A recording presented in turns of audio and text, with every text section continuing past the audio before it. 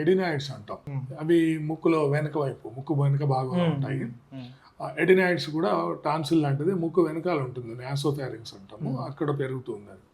దానివల్ల ఏంటంటే చిన్నపిల్లలు ఈ 2 సంవత్సరాల నుంచి ఇంకా చిన్నపిల్లలు కూడా గురక వస్తుంది పిల్లలు.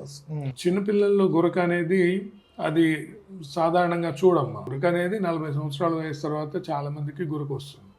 కానీ పిల్లల్లో గురక వస్తుంది అంటే 2 సంవత్సరాలు 3 సంవత్సరాలు 5 సంవత్సరాల పిల్లల లోపల గురక వస్తుంది.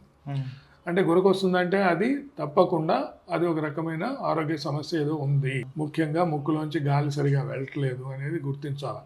పిల్లల్లో గురక రావటం అనేది అది సాధారణమైనది కాదు. అది అరుదైన సమస్య. అంటే ఏదో ఒక కారణం ఉంటుంది, దానికి పరీక్ష చేయించాలి. ఈ ఎడినాయిడ్స్ ఉంటే అది వస్తుంది.